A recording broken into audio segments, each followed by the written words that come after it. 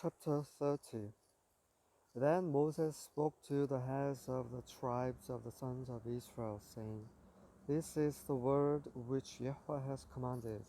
If a man makes a vow to Yahweh, or takes an oath to bind himself with a binding obligation, he shall not violate his word. He shall do according to all that proceeds out of his mouth.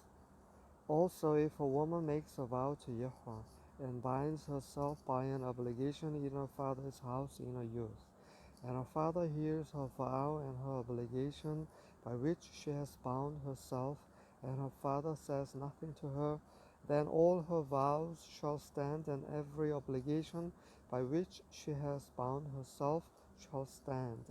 But if her father should forbid her on the day he hears of it, none of her vows or her obligations by which she has bound herself shall stand, and Yahweh will forgive her, because her father had forbidden her. However, if she should marry while under her vows, or the rash statement of her lips by which she has bound herself, and her husband hears of it, and says nothing to her on the day he hears it, then her vows shall stand, and her obligations by which she has bound herself shall stand.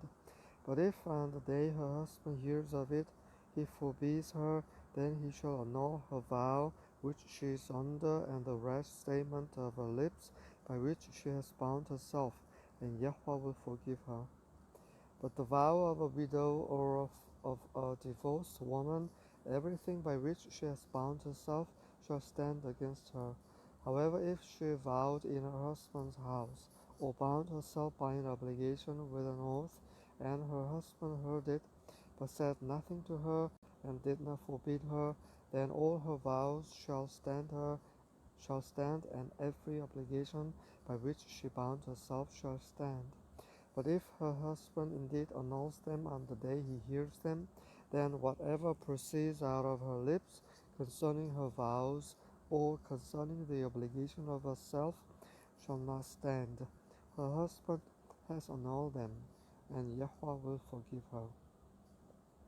Every vow and every binding oath to humble herself, her husband may confirm it, or her husband may annul it. But if her husband indeed says nothing to her from day to day, then he confirms all her vows, or all her obligations which are on her. He has confirmed them, because he has said nothing to her on the day he heard them. But if he indeed annuls them after he has heard them, then he shall bear her guilt. These are the statutes which Yahweh commanded Moses, as between a man and his wife, and as between a father and his daughter, while she is in her youth in her father's house.